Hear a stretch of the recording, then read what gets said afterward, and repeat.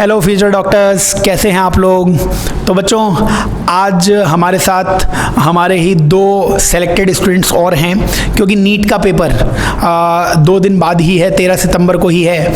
तो एक बार फिर से टॉपर स्टॉक में हम अपने 2 सेलेक्टेड स्टूडेंट्स को, जो एसएमएस जयपुर और एसपी मेडिकल कॉलेज बीकानेर में है, उनसे रूबरू करवाना चाहेंगे आप लोगों को। जो भी इस दौरान इस 2 दिन पहले नीट 2020 में बच्चा देने वाला है जो एग्ज़ाम, उसके मन में जो भी डाउट्स हैं, जो भी भय हैं, उनको दूर करने की एक ये पहल है अपने स्वाभिमान इंस्टीट्यूट की। तो हम चाहते हैं कि इन दोनों बच्चों से आप जो भी बात ये बोलें बहुत ध्यान से सुने, क्योंकि इन लोगों ने वो जंग लड़ी है जो जंग आप अभी लड़ने वाले हैं बच्चों। तो और देर ना करते हुए मैं अपने दोनों सेलेक्टेड स्टूडेंट्स को बुलाना चाहूँगा, निरंजन और शेखर। Please welcome. ये जिसकी हाइट ज़्यादा है बच्चों, ये निरंजन है, और ये शेखर है जिसने टोपी लगा रखी है। और भी बहुत सारे शेखर के शौक हो गए हैं, आजकल शायरी भी करने लग गया है। तो मेडिकल कॉलेज में जाके आप ये ज़रूर सोचिए कि आपके जो भी जीवन के और पहलू हैं वो भी निखरने वाले हैं। उनकी बातें हम आगे करेंगे। आज मैं केवल जो आप लोगों के मन में डाउट्स हैं उनको क्वेश्चन के रूप में वो पूछूंगा, और निरंजन और शेखर से चाहूँगा कि ये लोग अपने दिल से उनका जवाब दें। तो बच्चों, सबसे पहला मेरे ख्याल से प्रश्न ये आना चाहिए कि अभी 2 दिन बाकी हैं केवल नीट में, तो इन 2 दिन में इन लोगों का क्या शेड्यूल था, है ना। दोनों बहुत अच्छे मेडिकल कॉलेज में हैं, ड्रीम कॉलेज में हैं, जिसमें हर एक बच्चा जाना चाहता है। तो मैं चाहूँगा कि ये दोनों नीट से, जब इन्होंने नीट दिया था तब 2 दिन पहले इनकी क्या दिनचर्या थी, इन लोगों के मन में क्या विचार चल रहे थे, पेपर अटेम्प्ट करते समय इन लोगों के मन में क्या विचार चल रहे थे, कोई क्वेश्चन नहीं होता था तो क्या विचार चल रहे थे, मतलब 2 दिन और नीट का पेपर देने तक ये लोगों की क्या स्थिति थी, ये आज अपने शब्दों में बयां करेंगे। हो सकता है इससे अपने को बहुत सारा कॉन्फिडेंस मिले। बहुत ध्यान से इनकी बातें सुनिए बच्चों। सबसे पहले मैं माइक हैंड ओवर करना चाहूँगा निरंजन को, जो एसएमएस जयपुर में है। Niranjan. Hello, myself Niranjan Singh Shekhawat from SMSMC 2018 batch. तो आपकी तैयारी तो पूरी हो ही चुकी होगी अब तक, आपको 4 महीने एक्स्ट्रा भी मिल चुके हैं और प्रेशर लेने की कोई बात है नहीं। अब जो 2 दिन बच्चे हैं आपको जो तैयारी हो चुकी है वो बस इतनी होगी, बहुत है। और जो एफिशिएंसी आपको उस पेपर देना है वो उसमें पूरी एफिशिएंसी लगानी है। जितनी तैयारी हो चुकी है उसको पूरा, मतलब न कोई फिजिकली, इमोशनली और मेंटली स्ट्रॉन्ग रहना है, न कोई टेंशन लेनी है, और जितना जो भी आता है पेपर वैसे अटैम्प्ट करना है पूरा का पूरा। और ओमार भरते टाइम बच्चों आप पूरा ध्यान रखना। रोल नंबर भरते टाइम यदि आपके कोई रोल नंबर गलत भी भरे जाते हैं तो कोई टेंशन लेने की जरूरत नहीं है, क्योंकि पेपर कोड होता है और ओमार वाला कोड होता है वो सेम होते हैं, तो उससे आपका रिजल्ट भी आ जाता है। तो कई बार जैसे किसी के रोल नंबर गलत भरे जाते हैं तो टेंशन ले लेता है, पहले डिमोरलाइज हो जाता है कि रोल नंबर गलत भर गया और उसका पेपर वैसा नहीं जाता जैसा जाना चाहिए, एक्सपेक्टेड होता है जैसा। तो इसकी कोई दिक्कत वाली बात नहीं है। और अब आते हैं अपन पेपर अटैम्प्ट करने के। पेपर अटैम्प्ट कैसे करना है, सीक्वेंस क्या रहना चाहिए अपना अटैम्प्ट करने का। सबसे पहले आपको बायो अटैम्प्ट करनी है। बायो में आपका सीक्वेंस रहना चाहिए, जैसे 45 क्वेश्चन पहले अटैम्प्ट करें, फिर उनकी ओमार भरनी है। 45 क्वेश्चन अटैम्प्ट करके ओमार भरो, और फिर दूसरे 45 क्वेश्चन करके ओमार भरनी है। ये दोनों मतलब 90 क्वेश्चन आपके 50 मिनट्स में हो जाने चाहिए बायो के, ताकि आपको बाद में जैसे केमिस्ट्री और फिजिक्स के लिए सफिशिएंट टाइम मिल सके। और जैसे बायो में आपको लास्ट के लिए कोई क्वेश्चन छोड़ना भी नहीं है, क्योंकि बायो में अटैम्प्ट आराम से आ भी जाते हैं और तैयारी भी अच्छी भी होती है। और एनसीईआरटी पे तो फोकस किया ही आपने, तो एनसीईआरटी से 12वीं से पेपर आएगा भी नहीं। और फिर अपन को जाना है केमिस्ट्री पे। केमिस्ट्री में आपको ऑर्गेनिक केमिस्ट्री अटैम्प्ट करनी है। ऑर्गेनिक केमिस्ट्री 5 से 6 मिनट में आराम से अपन कर सकते हैं ऑर्गेनिक केमिस्ट्री। फिर इनऑर्गेनिक केमिस्ट्री पे जाना है। आप केमिस्ट्री को दो 50 मिनट्स, 50 मिनट्स में आपको पूरी केमिस्ट्री करनी है विथ ओमार, ताकि फिर आपको फिजिक्स को देने 80 मिनट्स। फिजिक्स में आपको मतलब न्यूमेरिकल्स सॉल्यूशन न्यूमेरिकल को सॉल्व करने पड़ेंगे, तो उसमें थोड़ा टाइम कंज्यूमिंग होता है, तो आपको उसके लिए टाइम बचाना पड़ेगा 80 मिनट्स। और जो फिजिक्स में आपको जैसे मतलब स्टार्टिंग में क्या होता है कि कई बच्चों को आते नहीं है, जैसे एंजाइटी हो जाते हैं, मतलब फिजिक्स में कहीं फोबिया होता है फिजिक्स से कई बच्चों को, तो उनको फिजिक्स से दिक्कत होती है थोड़ी बहुत। तो स्टार्टिंग में आपको 5-6 क्वेश्चन में मतलब आए भी नहीं तो है ना, घबराने की कोई जरूरत नहीं है। मतलब आपको नहीं आ रहे 5-6 क्वेश्चन, मतलब किसी को भी नहीं आ रहे होंगे, उन 5-6 क्वेश्चन को आप बोनस की तरह लेके चलो, उनको छोड़ दो आप। लास्ट में जो आपके पास टाइम बचे उनके लिए तो आपको उसको अटेम्प्ट करो। वो 5 क्वेश्चन आपको नहीं, मतलब किसी को भी नहीं आ रहे होंगे, ऐसा मतलब माइंड में पॉजिटिविटी सेट करके चलो पहले। और फिर जो नहीं आ रहे दूसरे क्वेश्चन की तरफ दूसरे क्वेश्चन कर लो अटेम्प्ट। और फिर करते जाओ। फिर आप 80 मिनट बचेंगे, लास्ट में 10 मिनट आपको बचाने हैं पूरे पेपर को वापस मतलब देखने को अपने क्या कुछ करा है ऐसे। और ओमार पढ़ने में आपको बिल्कुल मिस्टेक नहीं करनी है, सिली मिस्टेक नहीं होनी चाहिए बिल्कुल भी। सिली मिस्टेक में अपनी जैसे कई बच्चे होते हैं जैसे 20 सिली मिस्टेक में, तो जैसे एक क्वेश्चन आपका गलत हुआ सिली मिस्टेक तो -5 हो जाएंगे, 4 + 1 तो -5 हो जाएंगे आपके। तो जैसे -20 ऐसे भी है ना, जैसे 20 नंबर कट गया आपके सिली मिस्टेक से, 4 क्वेश्चन गलत हुए तो बहुत मैटर करता है, आपकी रैंक वहाँ से डाउनफॉल हो जाता है रैंक में। और जैसे आपको मान लो SMS में होना चाहिए था, SMS में होके आप JLN या फिर कोई भी मतलब अदर कॉलेज में होना चाहिए, मतलब ये है आपका। और आपको पूरा ध्यान रखना है स्लीप पैटर्न का। आपका स्लीप 7 से 8 घंटे की स्लीप होनी चाहिए। ऐसे भी नहीं आप 10 घंटे सो रहे हो तो आप हैंगओवर ही नहीं उतरेगा आपका पूरा, मतलब 7 से 7 घंटे में आपके एकदम एक्यूरेट स्लीप होनी चाहिए, स्लीप पैटर्न उससे पहले दिन। और डिप्रेशन लेना नहीं है। डिप्रेशन लोगे तो आपको वैसे नींद नहीं आएगी और भूख नहीं लगेगी और इम्यूनिटी वैसे ही डाउन हो जाएगी और बुखार इससे मतलब। तो आपको नींद का पूरा ध्यान रखना है और आराम से पेपर देना है पूरा उस दिन। और पेपर से 2-3 घंटे पहले आपको कुछ भी नहीं करना है, दिमाग को एकदम रेस्ट देना है ताकि आप पेपर दो तब पूरा आपका फुल एनर्जी के साथ ब्रेन उस टाइम मतलब एक्टिव रहे ब्रेन और आराम से मतलब पेपर कर सको।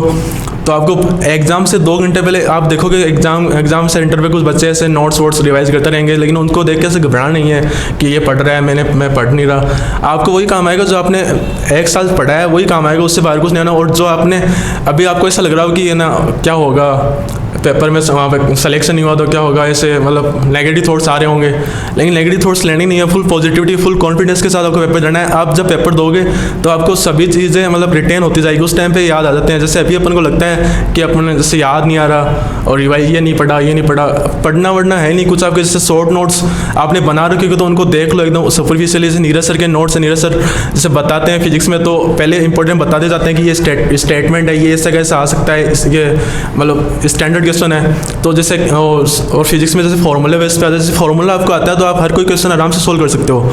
फॉर्मूला बेस्ड होता है और कोई स्टैंडर्ड क्वेश्चन होते हैं उनको आप देखोगे लास्ट जैसे कल आप देख सकते हो आराम से और टाइम भी नहीं लगेगा उसमें।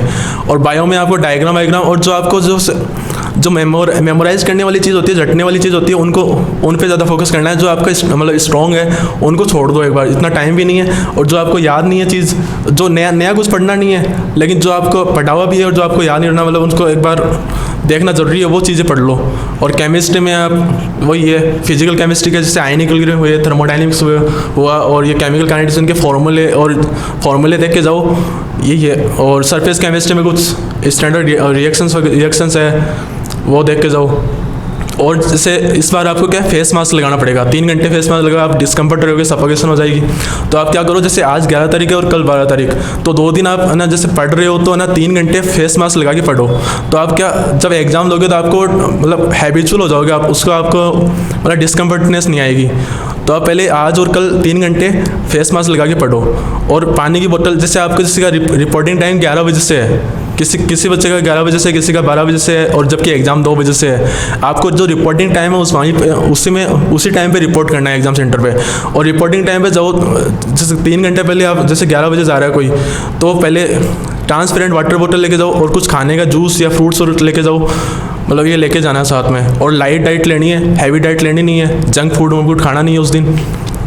और फॉर दो बच्चों बेस्ट ऑफ लक ये बोलना चाहूँगा मैं। और हमारी भी ऐसे होती है, ऐसा कोई टेंशन वाली बात नहीं है, सबकी टेंशन हो जाती है, नेचुरल है। नेगेटिव थॉट्स आते हैं, ब्रेन को ऐसे मतलब टाइम ही नहीं दो, मतलब ऐसे नेगेटिव थॉट्स आ जाते हैं, जैसे अपन पढ़ रहे नहीं है या फिर जैसे कमरे में बैठे हैं, कोई किसी से सैर वैर नहीं करेगा, कुछ नेगेटिव थॉट्स आती है, भाई क्या होगा, अपना सिलेक्शन नहीं हुआ तो क्या होगा, क्या करेंगे, घर वाले क्या बोलेंगे, बाहर वाले क्या बोलेंगे ये कुछ सोचना ही नहीं है। फुल बिजी रखो दिमाग को, पेरेंट्स के साथ रहो, या कोई आपका दोस्त हो, कोई मेडिको या सिलेक्टेड हो, या कोई भाई बहन हो, उनसे शेयर कर लो ऐसे कुछ।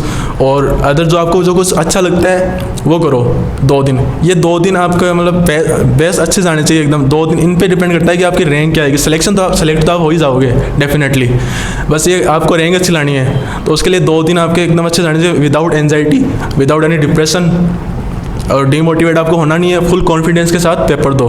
Best of luck. वैसे निरंजन ने सब कुछ बता दिया आपको, लेकिन फिर भी 2 दिन बचे हैं आपके पास। 2 दिन में क्या है कि साल आपने पढ़ रखा है, पूरे साल में पढ़ाई की है, अच्छे से पेपर दिए हैं, तो आपके नंबर भी खूब अच्छे आए होंगे। अब लोग सोचते हैं 2 दिन बचे हैं, 2 दिन बचे मैं करूँ क्या पढ़ूँ, कितना कुछ पढ़ूँ।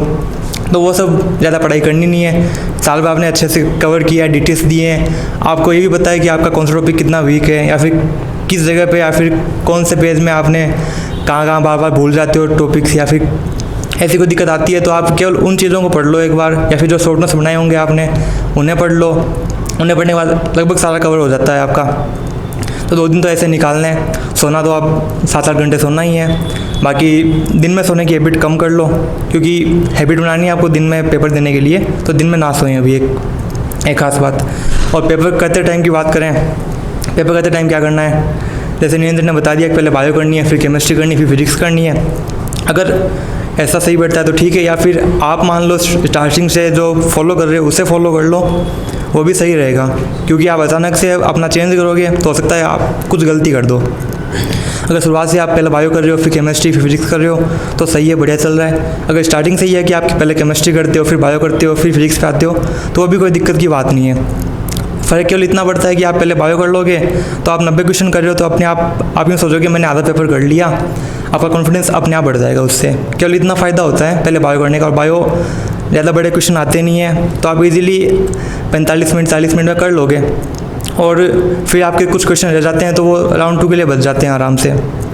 बाकी कोई फ़ायदा मेन है नहीं, आप पहले क्या करो, पहले कौन सा करना चाहिए आपको।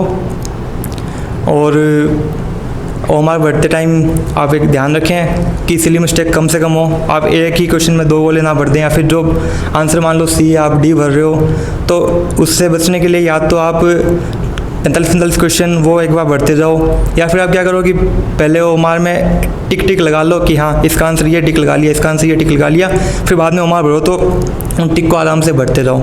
तो उससे एक आपकी सिली मिस्टेक कम होएगी। और ट्राई करो कि आप हर एक क्वेश्चन को आराम से पढ़ें, फिर आराम से उसके सारे ऑप्शन देखें। कई बार होता है कि ऑप्शन ए दिखते सही है, हमने सही कर दिया, फिर देखते हैं कि ऑप्शन सी ज़्यादा सही था और अपना आंसर गलत हो गया। तो यूँ नहीं कि पहला ऑप्शन देखते हमने टिक कर दिया और भर के आ गए। एक बार फिर भी मन को तसल्ली देने के लिए सारे ऑप्शन पढ़ लो उसके, क्योंकि हो सकता है कि अपना एक क्वेश्चन ऐसे सही हो जाए। तो टाइम तो आराम से कंज्यूम कर लोगे आप 3 घंटे में, और तो कुछ बचता नहीं आपके लिए अब। आखिरी 2 दिन में कैसा डर लगा था? सर डर की बात तो ये है, साल भर आपके पास ही थे हम। सही बात है। जो डाउट आए वो सर ने अच्छे से क्लियर भी किए थे, और डिटेल्स वगैरह में इन सब में ठीक ठाक नंबर भी आते थे, तो ज़्यादा कुछ डिप्रेशन वगैरह वो बात तो थी नहीं। और रही बात कुछ हल्की बहुत एंजाइटी की, या फिर मेरे को ये क्वेश्चन नहीं आता, मैं ये चीज़ भूल गया, अब मैं क्या करूं, तो वो नोट की जैसे डिटेल्स में वो टॉपिक का मैंने पेपर दिया, तो अपने आप वो मेरे को याद आ रहे थे वहाँ पे। जबकि कई बार लगता है कि मैं ये टॉपिक मैं भूल गया, मेरे को याद नहीं आ रहा, जबकि एग्ज़ाम में वो अपने आप मेरे को उसको सही कर रहा था मैं। तो आप ऐसा ये ना सोचें कि मेरे को ये टॉपिक तो मेरे को आ ही नहीं रहा, मैं भूल गया। आप एक बार पेपर पढ़े होंगे आपके पास, पेपर सॉल्व कर लो, उससे पता चलेगा कितना आपको आता है कितना नहीं आता है। और ऐसा करोगे तो फिर आपका टाइम भी अपने आप बच जाएगा, आपको फालतू उन टॉपिक वापस पढ़ना भी नहीं पड़ेगा। और जो शॉर्ट नोट्स है या फिर जो गुट के ऑनलाइन डाले गए हैं आप उन्हें पढ़ सकते हो। उन्हें पढ़ने से आप 2 दिन में आराम से ऑलमोस्ट पूरा सिलेबस भी कर लोगे। और रही बात फिर टेंशन की, टेंशन भी आपके पास इतनी नहीं रहेगी। मैं एक बात बताना चाहूँगा, जैसे आपके कोचिंग में DTS वीटीएस चले हैं, माइनर चले हैं, मेजर चले हैं, रैंडम वगैरह हुए हैं, काफ़ी सारे टेस्ट हुए हैं। इनमें आपकी परफॉर्मेंस क्या कुछ भी रही हो, कुछ मैटर नहीं करता। मतलब जितने भी आपके नंबर आए हैं तो अच्छे आए हैं, बढ़िया अच्छी बात है। लेकिन किसी के नंबर कम आए हैं, किसी की परफॉर्मेंस अच्छी नहीं, तो उसको डिमोटिवेट नहीं होना है कि अपने एग्जाम में अपन तो सिलेक्शन वाली बाउंड्री में नहीं आ रहे, अपने तो कट ऑफ मार्क्स से कम रह रहे हैं। आपके जितने मार्क्स हैं आपका इंप्रूवमेंट होकर आएंगे, क्योंकि कोचिंग में जो पेपर रहता है उसका लेवल थोड़ा बढ़िया रहता है, उसका मतलब अच्छे लेवल का पेपर आता है। लेकिन जो NTA का पेपर आएगा, फिर NTA जो पेपर आएगा उसका लेवल इतना अच्छा नहीं आएगा, मतलब कैसा भी आएगा उसमें आपका जो नंबर मार्क्स है वो इंप्रूवमेंट होके आएंगे। इसमें आपको इसमें घबराने वाली बात नहीं है, कोई डिप्रेशन या डिमोटिवेट या डिमोरलाइज कुछ भी होने की ज़रूरत नहीं है कि मेरा सिलेक्शन होगा या नहीं होगा। और एक मैं आपको बात बताना चाहता हूँ कि आप से मेरे साथ एक दोस्त था, हमारी साथ में तैयारी हुई थी और बढ़िया तैयारी रही थी, सेम से मार्क्स स्कोर भी सेम रहता था टेस्ट वेस्टों में। लेकिन उसने क्या हुआ, उसने डिप्रेशन ले लिया और नेगेटिव थॉट्स आने लग गए, और मतलब उसने ज़्यादा ही मतलब इसे सोचने लगा कि नीट में क्या होगा, पेपर में अपन कैसे करेंगे, कुछ क्या होगा। तो उसने डिप्रेशन आ गया। डिप्रेशन आएगा तो आपको नींद भी नहीं आएगी, सीधी सी बात है। डिप्रेशन, आप दिमाग में नेगेटिव थॉट्स सोचने लग जाओगे तो आपको नींद भी नहीं आएगी, और उससे फिर आपका पेपर भी खराब हो जाएगा। उसका पेपर फिर खराब, हालांकि वो सिलेक्टेड है, लेकिन उसका पेपर उतना अच्छा नहीं होना था जितना उसका होना चाहिए था। ये आप तो नींद का खास तौर पर ध्यान रखना, और नेगेटिव थॉट्स कुछ लानी नहीं है, और आप फोड़ के आना पेपर। Best of luck. और नीरज सर और मयंक सर से पढ़ो, और कमल सर से, फैकल्टी वैसे बेस्ट है, तो कोई दिक्कत वैसे आएगी नहीं आपको। Best of luck. तो ये तो जो भी निरंजन और शेखर ने कहा है, मैं मोटा मोटा कुछ बात बता देता हूँ बच्चों। देखो, सबसे पहले तो एक OMR जब आप फिल करने जाएंगे, रोल नंबर में कोशिश करना कि मिस्टेक ना हो, क्योंकि रोल नंबर वर्टिकली आपको गोले भरने पड़ते हैं। तो एक ही वर्टिकल लाइन में आप हो सकता है 2 गोले फिल कर दो। ऐसा कई हमारे बहुत होनहार छात्र छात्राएँ थी जिनके साथ ऐसा हुआ, और वो उस समय डरे, और आज वो बहुत अच्छे सरकारी मेडिकल कॉलेज एम्स तक में बैठे हुए हैं। तो अगर कोशिश तो ये करें कि अपन रोल नंबर भरने में गलती ना करें, और गलती हो भी जाए तब भी घबराएं नहीं। जैसा कि बोला है निरंजन ने, वो बार कोड्स होते हैं, उनसे आपका रिजल्ट बिल्कुल आ जाएगा। वहाँ पे पैनिक नहीं करना है, वहाँ पे घबराना नहीं है। दूसरी बात, सिली मिस्टेक्स नहीं करनी है। शेखर ने बहुत अच्छी बात कही है कि आप जब OMR फिलिंग है तो पहले ही टिक कर लें, डॉट लगा लें, ठीक है, और डॉट 45 सवाल में लगा लें, उसके बाद उसको फिर सर्कल करें ताकि कोई सिली मिस्टेक ना हो है। इसके बाद प्रेशर अपने को नहीं लेना है। ये जिस बच्चे का एग्जाम्पल ले रहा है वो बच्चा भी अपना ही पढ़ाया हुआ है, वो भी अभी सरकारी मेडिकल कॉलेज में ही है, लेकिन डिप्रेशन लेने से आपकी जो परफॉर्मेंस है वो हैम्पर हो सकती है। आपको बहुत अच्छा सोना है, अभी बहुत ज़्यादा टेंशन नहीं लेनी है। थोड़ा बहुत डर इन सबको लगा है, लेकिन आज ये सब डॉक्टर हैं बच्चों, तो आप लोगों को भी डर लग रहा है, दैट इज़ एब्सोल्युटली नॉर्मल, कि थोड़ा बहुत डर लगना भी चाहिए। जिस चाहत के लिए अपन साल भर 2 साल भर लड़े हैं, तो आप वो मिलने जा रही है, तो उसके लिए डर लगना लाजमी है, ठीक है। लेकिन डर में आप अपनी परफॉर्मेंस को दबाइए मत। आपकी जो परफॉर्मेंस कोचिंग में रही है, जैसा कि ये बच्चे बोल रहे हैं, परफॉर्मेंस बढ़ेगी बच्चों, आपकी परफॉर्मेंस ज़रूर बढ़ेगी। बहुत अच्छी बातें इन बच्चों ने कही है। लास्ट मोमेंट तक आप बुक्स खोल के सेंटर पर नहीं जाएंगे, कोई दूसरा पढ़ रहा है उसे पढ़ने देंगे, रिलैक्स रहना पड़ेगा, अपने आप को बिजी रखना पड़ेगा। निरंजन ने कहा बिजी रखना पड़ेगा अपने आप को। आप घर वालों से बात कीजिए, अपने टीचर से बात कीजिए। नीट के बारे में कोई बातें नहीं करेगा, नीट के रिजल्ट के बारे में कोई बातें नहीं करेगा इस लास्ट मोमेंट पर। पढ़ने के लिए 2 साल आपने खूब पढ़ रखा है, पढ़ने के लिए पॉइंट्स बताए गए हैं, आप उन्हें फॉलो कीजिए। पेपर कैसे देना है, फिर शेखर ने अच्छी बात की थी, आप साल भर जिस पैटर्न को फॉलो किया है वो पैटर्न फॉलो करो। और मोस्टली बच्चों का पैटर्न यही रहता है, बायोकेमिस्ट्री फिजिक्स या केमिस्ट्री बायोफिजिक्स, तो ये पैटर्न रहे, बिल्कुल ठीक है। एक और बहुत अच्छी बात निरंजन ने कही, मान लीजिए आप कोई भी सब्जेक्ट, केमिस्ट्री उठाया, बायो उठाया या फिजिक्स उठाया, उसके शुरुआत के 3 सवाल नहीं आए, मान लो बायो ही उठा लिया आपने और शुरुआत के 3 सवाल नहीं आए, उसके बाद के 87 होने वाले थे आपसे, है ना। तो अगर 3 सवाल नहीं आए तो आप अपने आप को लकी मानिए कि वो तीनों मुश्किल सवाल आपको एक साथ मिल गए, क्योंकि वो 3 सवाल तो थे ही, वो 3 सवाल डिस्ट्रीब्यूटेड होते, आपको अलग अलग जगह मिलते, आपका रिदम टूट जाता। अभी वो एक साथ मिल गए, घबराना नहीं है अपने को, है ना। बहुत सारे सेलेक्टेड स्टूडेंट्स हैं जिनको शुरुआत में मुश्किल सवाल मिल गए, फिर भी वो सेलेक्ट हुए। क्यों? क्योंकि उन्होंने अपना प्रेशर खोया नहीं, उन्होंने अपना काम रहा, अपना संतुलित अवस्था में पेपर करते रहे। तो आप लोगों को भी बच्चों यही करना है, संतुलित अवस्था में पेपर कीजिए, बिल्कुल टेंशन नहीं लेना है। अब जिसने टेंशन ली वो अपनी रैंक के साथ खिलवाड़ कर रहा है, वो अपनी रैंक नीचे ला रहा है, ठीक है। तो मैं बस यही कहना चाहूँगा कि सीखें। जितने भी यहाँ पे सेलेक्टेड स्टूडेंट्स आए हुए हैं ये सब एवरेज स्टूडेंट्स ही थे, बट अपनी मेहनत से ये लोग डॉक्टर बने हैं। बहुत अच्छे अच्छे मेडिकल कॉलेज में बहुत ही कीमती समय ये अपने को दे रहे हैं, तो इनकी बातों से सीखें। और पेपर में जितना आप में गूदा है उतना तो वहाँ पे कम से कम करके आएँ। पेपर के बाद मलाल नहीं रहना चाहिए कि अपन और अच्छा कर सकते थे। सिली मिस्टेक से बचें, क्वेश्चन ध्यान से पढ़ें, पहला ऑप्शन पढ़ते ही टिक ना करें, हो सकता है सी ऑप्शन उससे भी ज़्यादा अच्छा हो। तो बहुत ध्यान से इनकी बातें नहीं सुनी हो तो वापस से सुनने का और इसको अपने जीवन में लाने का। तो मैं एक सवाल और पूछना चाहूँगा जो बच्चों के मन में अभी फिर से चल रहा होगा कि क्या वापस से पूरा रिवीजन इन 2 दिनों में करना चाहिए क्या वापस से, क्योंकि बच्चा जितनी बार रिवीजन करता है उसको लगता है एक बार और रिवीजन कर पाऊँ मैं, लेकिन टाइम हो सकता है कम हो। तो पढ़ने के लिए मैं ये बोल रहा हूँ, वैसे इन लोगों ने पहले ही बोल चुके हैं कि अब बहुत ज़्यादा अपने ऊपर प्रेशर डालने की ज़रूरत नहीं है। तो मैं ये लास्ट थॉट चाहूँगा कि क्या ये संभव है कि आखिरी 2 दिनों में बच्चा एक बार वापस से कोर्स पूरा रिवाइज करे? क्या आप लोगों ने भी ऐसे किया था, आखिरी दिन भी पूरा रिवीजन था? वो आप दोनों ही अपने विचार जरूर बताएं। 2 दिनों में 3 सब्जेक्ट का रिवीजन पॉसिबल तो नहीं है वैसे, लेकिन जो आपके वीक जैसे नया कुछ तो पढ़ना नहीं है 2 दिनों में, कुछ भी नया पढ़ना नहीं पढ़ना। नया पढ़ोगे तो मतलब जो आपको पहले से आता है, जो आपके स्ट्रॉन्ग टॉपिक है, उनके बजाय उनको ऊपर प्रेशर दो कि जो आपको आते हैं, जो आपका पढ़ा हुआ है उनको रिवीजन करोगे तो वो ज़्यादा बेनिफिशियल रहेगा आपके लिए।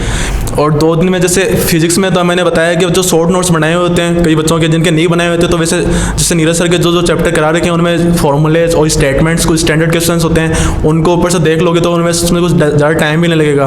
फिजिक्स का तो ये हो गया। सर के नोट्स मतलब जो फॉर्मूले वगैरह है और जो स्टैंडर्ड स्टेटमेंट्स है वो देखने हैं बस, पूरा एकदम से पढ़ना नहीं है, इतना टाइम भी नहीं अपने पास और ज़्यादा हेडेक लेनी नहीं है। और केमिस्ट्री में आप जैसे ऑर्डर वाइज क्वेश्चन हो, जैसे पीरियोडिक के, केमिकल बॉन्डिंग के, इनके ऊपर थोड़ा ध्यान दे लेना। और जैसे थर्मोडाइनमिक्स है और आयनिक इक्विलिब्रियम है, इनमें फॉर्मूला बेस्ड क्वेश्चन आते हैं। जैसे फॉर्मूले जितने भी है उनको देख लो, जो स्टैंडर्ड क्वेश्चन है उनको देख लो। और बायो में जैसे डायग्राम देखने हैं, डायग्राम देख लो जैसे, और यही देखना है। और प्लांट टेक्सोनॉमी हुई और प्लांट फिजियो हुई। प्लांट फिजियो में साइकिल्स देख के जाना जरूर, क्योंकि मतलब अपना रिवीजन नहीं हो रहा तो उतना ज़्यादा मतलब याद नहीं आते, कभी और स्किप कर जाते हैं, अपन रिटेन नहीं हो पाता। तो ये देखना पूरा, ऐसा नहीं है कि अपन को है ना पूरा ही है ना सिलेबस रिवाइज करके जाना है 2 दिन के अंदर। जो आपके मतलब आपको रिवीजन करने की जरूरत है, जो रटने वाली चीज़ें हैं उनको एक बार आंखों से आगे मतलब निकाल के जाओ, बाकी कुछ नया पढ़ना नहीं है आपको और ज़्यादा कुछ हेडेक लेनी नहीं है। आपको सब याद आ जाएगा, ऑन द स्पॉट सब याद आ जाएगा। अभी आपको लगता है कि नहीं याद नहीं है क्या होगा, लेकिन आपने जो 1 साल पढ़ा है वो काम तो आएगा ही ना आपके। सही है बच्चों, ऑल द बेस्ट। वैसे 2 दिन है, अभी कितना पढ़ लोगे आप, वो तो आप सबको पता है। और सबके पढ़ने की स्पीड अलग अलग होती है। जैसे मान लो कुछ बहुत धुआंधार होते हैं कि हाँ 1 घंटे में 2 चैप्टर पढ़ लिए उसने, वो सोचेगा मैं पूरा पढ़ लूँगा 2 दिन में। हाँ पढ़ सकते हो तो आप पढ़ लो, अच्छी बात है, पढ़ लो। तो कुछ होते हैं हमारे जैसे जिनके 3-3 घंटे में 1 चैप्टर ही नहीं हो पाता है, अब वो तो कैसे पढ़ लेगा 2 दिन में सब कुछ। तो इसीलिए सारा पढ़ने का कुछ मतलब तो है नहीं। और कुछ जो गुट के या फिर शॉर्ट नोट्स आपके पास हैं, आपको लगता है कि हाँ 2 दिन है अब मेरे पास, उनको मैं कम से कम पूरा पढ़ सकता हूँ, अब उनको पढ़ो, आपका एक पूरा सिलेबस रिवाइज भी हो जाएगा, थोड़ा कॉन्फिडेंस बढ़ेगा उससे, अच्छी बात है। और रही बात, वैसे हर एक सब्जेक्ट के अंदर कुछ टॉपिक होते हैं जो आप बार बार भूल जाते हो, आपको कम याद रहते हैं, आप उन टॉपिक को ज़रूर ध्यान में रखें, उनको पढ़ लें। जैसे कुछ लोग होते हैं जिनको केमिस्ट्री के अंदर ब्लॉक केमिस्ट्री है, वो याद नहीं रहती, काफ़ी बहुत जल्दी भूल जाते हैं। हाँ तो आप उनको पढ़ो लास्ट में, वो उनको पढ़ने का टाइम अभी तो है, आप उनको पढ़ो। और तो कोई आप किताब पढ़ पाओगे 2 दिन के अंदर, बस ऑल द बेस्ट, इन सबको पढ़ लो आप। तो फिर 2 दिनों में बच्चों पूरा रिवीजन तो संभव नहीं है, लेकिन अपन फॉर्मूलेस देख लें, अपन स्टैंडर्ड क्वेश्चंस देख लें और एनसीईआरटी के डायग्राम्स देख लें, कुछ साइकिल्स आती हैं बायो में वो देख लें। जो मेमोराइज करने वाले पॉइंट्स हैं उनको नज़र से निकाल के ज़रूर जाएं, ताकि वो शॉर्ट टर्म मेमोरी में बने रहें और अपने पेपर में अगर वो लाइन दिखे तो अपन जल्दी से उनको टिक कर पाएँ। तो बच्चों बहुत सारी बातें इन दोनों ने की हैं, अच्छे से आप लोग सब डॉक्टर बनने वाले हो। हमारे सारे बच्चों ने बहुत मेहनत की है ना, बहुत मेहनत की है, तो आप बहुत अच्छे रैंक से सरकारी मेडिकल कॉलेज में जाने वाले हो। अपने ऊपर भरोसा रखो, नेगेटिव थॉट्स मत आने दो, बहुत ज़्यादा पढ़ाई अब नहीं करनी है, सोना है, अच्छा खाना है और 13 तारीख को पेपर को फोड़ के आना है। तो बच्चों मिलते हैं नेक्स्ट सेशन में, तब तक आप लोग लगे रहिए और डॉक्टर बनिए।